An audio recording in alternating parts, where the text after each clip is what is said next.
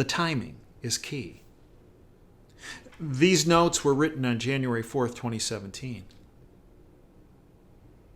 We also know on that day that an FBI agent by the name of Pienka was closing a case on General Flynn when he got a text from Strzok saying, "Don't close Operation Razor," Razor with the name given to General Flynn. And then on January 5th, 2017, there was a meeting with Biden and Obama and Comey and Brennan and Clapper and Susan Rice. And again, they discussed the transcripts. The timing is important because, you see, the phone calls between General Flynn and the Russian ambassador Kislyak occurred on December 29th, 2016, and December 31st, 2016. When information was released by then acting director of the National Intelligence, Richard Grenell, he released the fact that there were unmaskings of General Flynn of his conversations. And they occurred up until December 28th and then started again on January 5th. So the question is, well, wait a minute. If these calls occurred on December 29th and December 31st, 2016, and the unmasking stopped on December 28th and then restarted on January 5th, how did Strzok know about it on January 4th? And in fact, there's evidence presented that he knew about it on January 3rd. And how did Obama know about it on January 4th? And how did he know about it on January 5th? If the unmaskings didn't start again until later in the day on the 5th. How about this? Richard Grenell, before he left as acting director of National Intelligence, stated, well, we don't have here's what he said. Does the intelligence community, which consists of the FBI, the CIA, the 17 organizations in the government that we are aware of, the intelligence community of the United States government does not have all the transcripts and summaries of the Flynn-Kislyak phone call. Because, now listen, it was not our product, end quote. Well, if Obama and Biden and Comey and McCabe and Strzok and Rice and Brennan and Clapper all knew about these phone calls on December 29th and December 31st, but there were no unmaskings, and the transcripts, Grenell says it's not a product of the intelligence community, how do they know about it? And it goes back to something we've been talking about since March 19th, 2017, with General Tom McInerney, with the support of Admiral Ace Lyons, came on our radio show Operation Freedom and said that Obama, Brennan, and Clapper had taken a surveillance platform that was initially used to monitor terrorists overseas and flipped it on the American public for their own private use to garner information that could be used to blackmail, control, leverage individuals. And that occurred in February of 2009. The month after Obama had been sworn into office.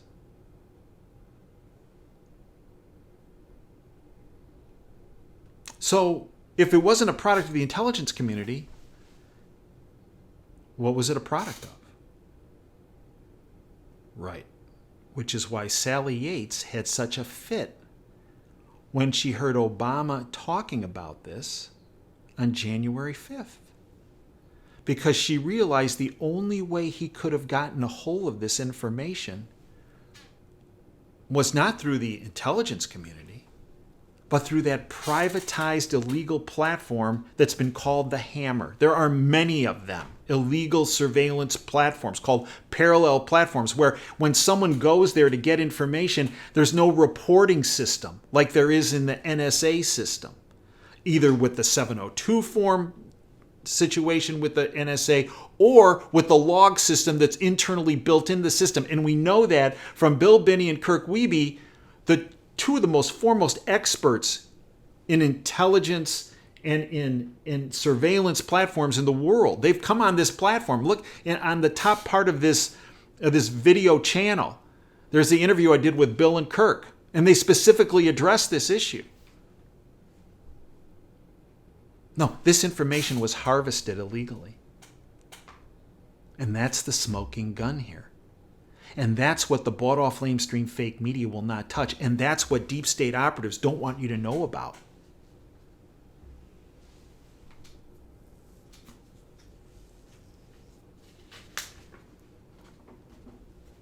So Strzok's notes are yet again an indication of the illegal surveillance that was occurring. Not just of General Flynn, not just of Donald Trump, but of thousands of Americans that Obama and Brennan and Clapper and their posse saw as being political opponents, subversives, no less. Many people, when they heard the appeals court hearing, of which Sidney Powell presented, and a representative of the Department of Justice, a phenomenal attorney by the name of Wall, presented. And Judge Sullivan had someone there, Wilkinson, an attorney, who also represents Hillary Clinton's former chief of staff, Cheryl Mills, in the email issue. Wilkinson represented Sullivan. And many people said, oh, based on the questioning, we think this is going to go against General Flynn. And as I said on my subscription platform, I thought it was going to go in his favor 2-1. Well, the decision came out on June 24th, 2-1, in favor of General Flynn. I took a lot of heat in that prediction that I would be wrong.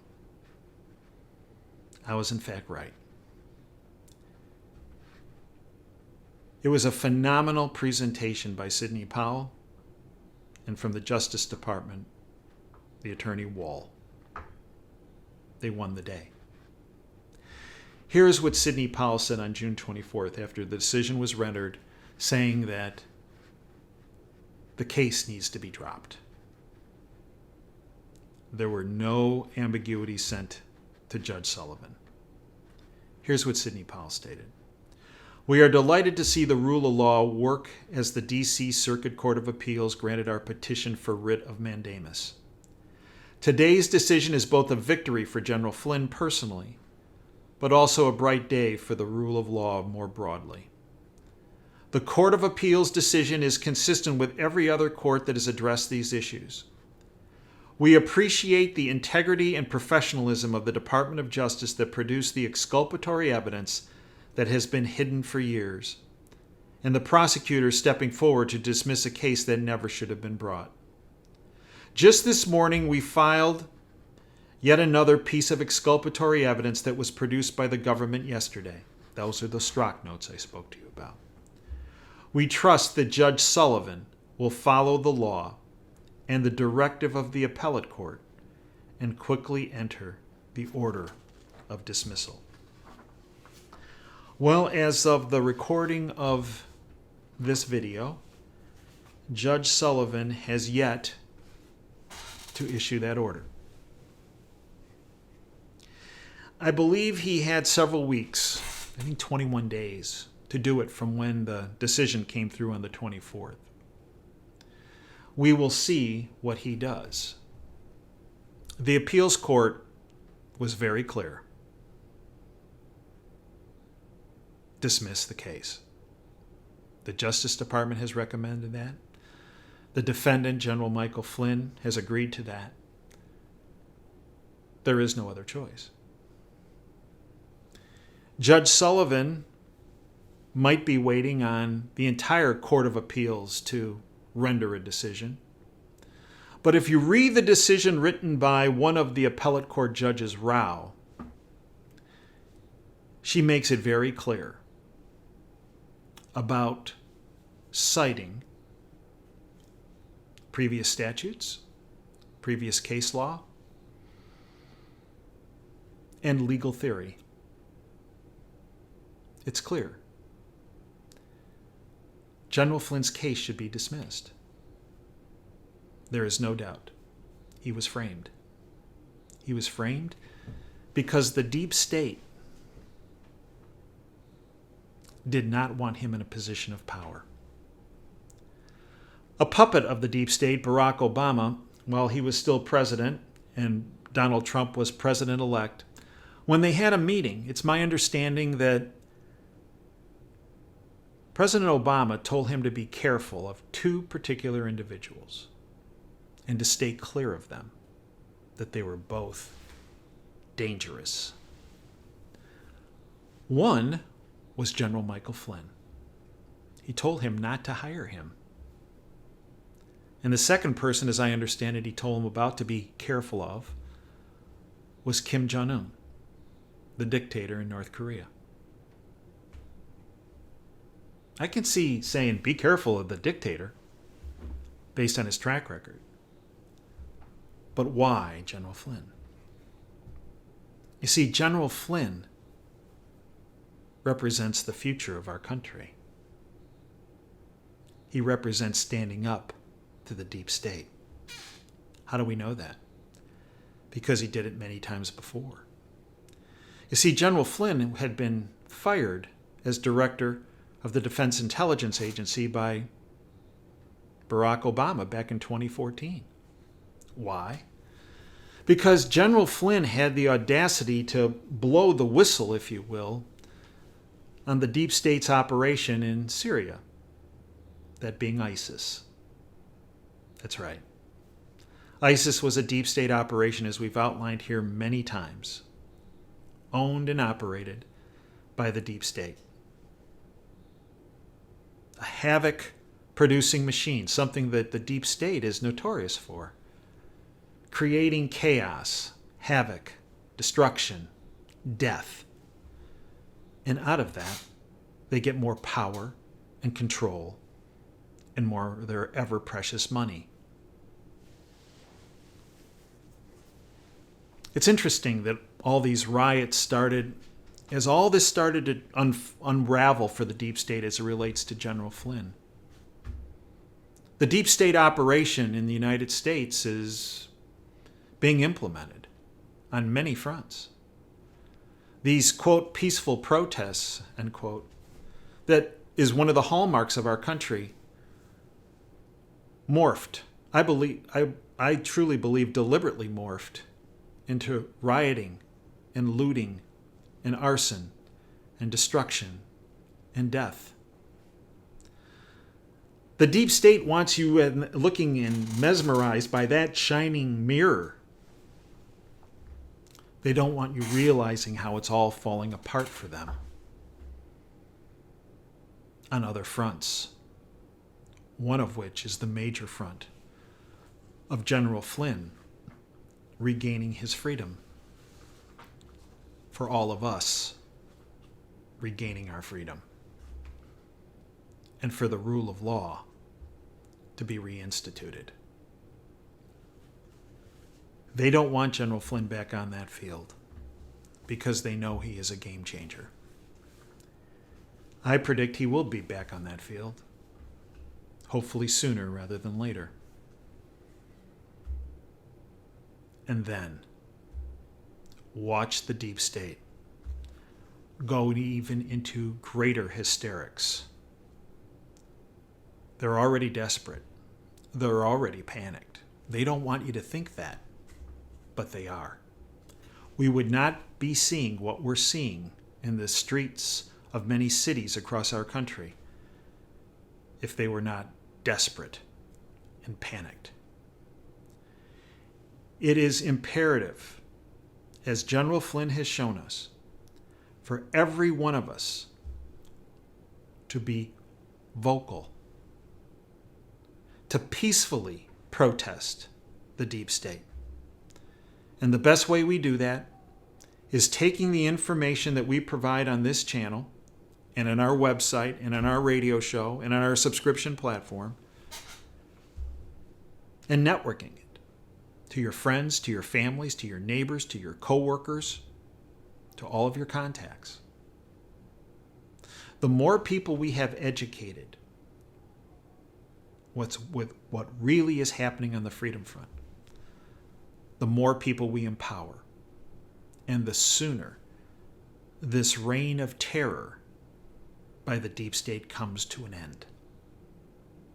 It's up to us to not sit on our couches, but to use our phones, to use our interactions with individuals to educate as many people as possible.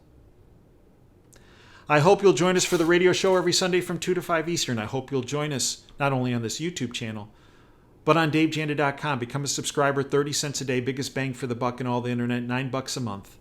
Sign up for a month. If you don't like it, you can get rid of it, but I'm not sure why.